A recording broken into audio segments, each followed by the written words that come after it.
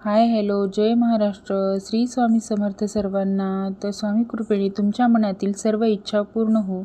आज आम्ही असं छानसं तयार होऊन आमच्या गावातीलच एका चांदपीठ देवाच्या दर्शनासाठी गेलो होतो. माझ्या इशूची मोठी आतू त्यांना भेटण्यासाठी आली होती व ती चांदपीठची जत्रा ही आमच्या गावामध्ये दरवर्षीच भरत असते.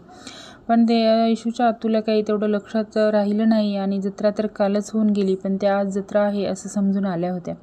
तर ठीक आहे म्हणलं, चालेल, काय हरकत नाही, कारण देवाचं दर्शन घ्यायला कोणताही वेळ हे योग्यच असतो. तर त्यासाठी त्यांनी तयार होऊन पुढं गेले आणि मी थोडंसं मागंच राहिले होते. त्यांनी सांगितलं होतं की 5 वाती आणि थोडंसं तेल घेऊन ये. तर ही तिच्या आतूच्या सोबत अगोदरच दुकानावर गेली होती आणि असे छानसे 2 बालाजी खाराचे पुढे घेऊन आली होती ती. मी असं थोडंसं तयार झाली आणि गावात जायचं होतं, त्यामुळे साडी घातली. जास्त तर मी साडी नाही घालत, पण बाहेर कुठं जायचं असेल तर साडी ही घालते, कारण साडीच छान दिसते. तर कशी साडी वाटत होती मला कमेंट करून नक्की सांगा. त्यानंतर ही माझ्या लग्नामध्ये माझ्या मैत्रिणीने दिलेलं गिफ्ट होतं. ते खूप दिवसापासून ठेवूनच होतं, तर म्हणलं तर ठेवूनच खराब होऊन चालले, त्यासाठी म्हणलं त्याचा वापर तरी करावा. तर त्यासाठी त्याला धुवून वगैरे स्वच्छ ठेवलं होतं. सुकल्यानंतर पुसून घेतलं. त्यामध्ये मी जे डेली मेथी वॉटर मिक्स पिते किंवा मग सकाळी सकाळी जे डिटॉक्स वॉटर पिते त्याचे सर्व साहित्य त्याच्यामध्ये ठेवले आणि एक चटणी जी मी केसांसाठी आणि आपल्या स्किनसाठी बनवले, कारण केस खूप गळत आहेत, जास्त तर केसांसाठीच बनवले. तर बघूया म्हणलं त्याचा रिझल्ट कसा मिळेल. तर ती जर तुम्हाला रेसिपी पाहिजे असेल तर मला कमेंट करून नक्की सांगा. आणि मी 1 महिना झाला तर ते वापरते, पण तेवढासा काही फरक बनवलं तर 25% फरक मला दिसतो. तर नॅचरल होम रेमेडीजसुद्धा मी करते केसांसाठी, कारण केस खूप गळायला लागले. दोन्ही डिलिव्हरीनंतर केस अगोदर माझे बरेचसे होते, तेवढे पण लांब नव्हते, पण साधारण होते, पण दाट आणि स्वस्त होते. ते गळत तेवढे नव्हते. पण आता एवढा हेअरफॉल होतो आहे ना की कोण बघेल तिथे केस दिसायला लागले.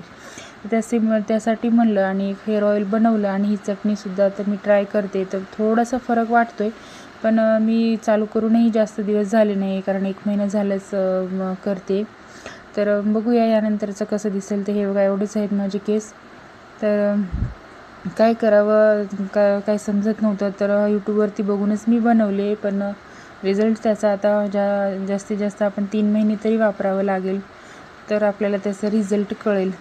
तर बरीचशी कामं अशी घरातली होती ती आवरली आणि त्यानंतर ईश्वरी माझी झोपी गेली.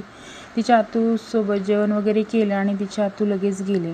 त्यांना पण घरी काम होतं, त्यामुळं त्या काही थांबल्या नाही. तर म्हणलं ठीक आहे, चालेल. मग त्यांना जेवण वगैरे करून गाडीत बसवून दिलं आणि घरी आल्यानंतर ईश्वरला असं झोपी घातलं आणि सुरू केला माझा अभ्यास.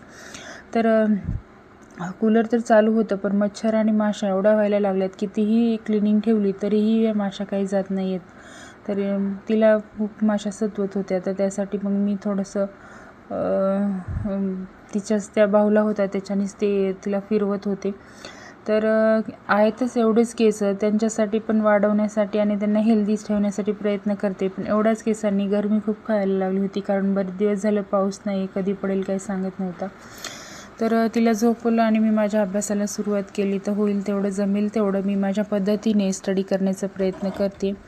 तर यानंतरही आता मला शेतातली कामं सुरुवात झाल्यानंतर जावं लागेल, कारण आमच्या घरीसुद्धा शेती आहे आणि दुसऱ्यांच्या शेतामध्ये सुद्धा मी माझ्या जाऊबाईसोबत जात असते. तर आपल्याला अभ्यासाबरोबरच आपला संसार चालवण्यासाठी थोडीफार जी मदत करावी लागते. तर 2 मुलींचं त्यांच्यासाठी थोडीशी सेविंग करावी लागेल, कारण पुढचं आयुष्य कसं असेल, काय असेल आणि आपल्या जे सुखदुःखामध्ये साथ देणारे असे कोणी साथ देणारे जे लाथ देत असतील, तर त्यासाठी आपण आपली तयारी असायला पाहिजे. त्यासाठी त्यांच्या फ्युचरसाठी मी थोडंसं अभ्यासाबरोबरच मी स्वतःसाठी काहीतरी म्हणजे माझ्या मुलींनी जर मला 2 वस्तू मागितल्या तर त्यातली मी एक तरी वस्तू मी त्यांना घेऊन द्यावी, एवढी मी माझी तयारी ठेवण्याचा प्रयत्न करते. सर्व काही त्यांच्यासाठीच आहेत म्हणून. तर त्यांना जर आपल्याकडून काही मिळत नसेल तर आपलं जीवन व्यर्थच आहे. म्हणून मी जास्त पण 2 वस्तूपैकी 1 वस्तू तर मी त्यांना नक्की घेऊन द्यावी, एवढी मी समर्थ व्हावी असं मला वाटतं. तसंही स्वतःचा इन्कम सोर्स असणं खूप गरजेचं आहे आजच्या काळामध्ये. कितीही जरी पैसा कमवला तरीसुद्धा मन समाधानी राहत नाही आहे. पण आपल्याला तेवढं नको आहे.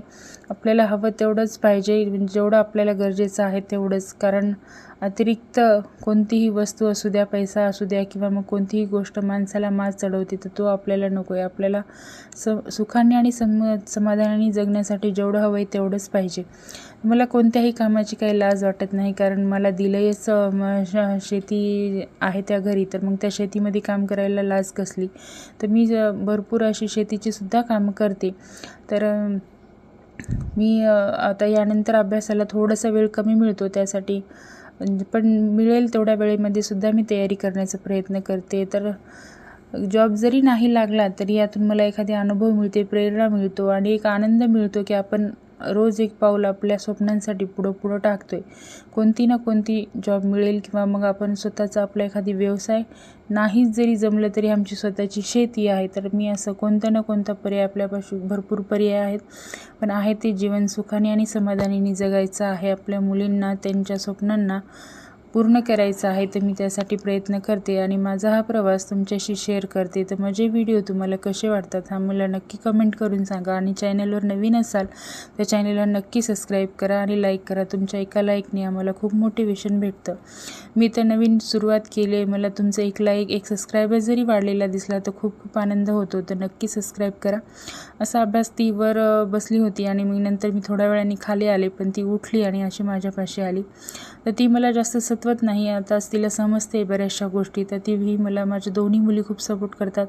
माझी प्रेरणा, माझी ताकद, माझं सर्व संघर्ष हा त्यांच्यासाठीच आहे आणि तेच माझी ताकद आहेत. जे मिळवल ते त्यांच्यासाठीच. भेटूया पुढच्या व्हिडिओ. श्री स्वामी समर्थ.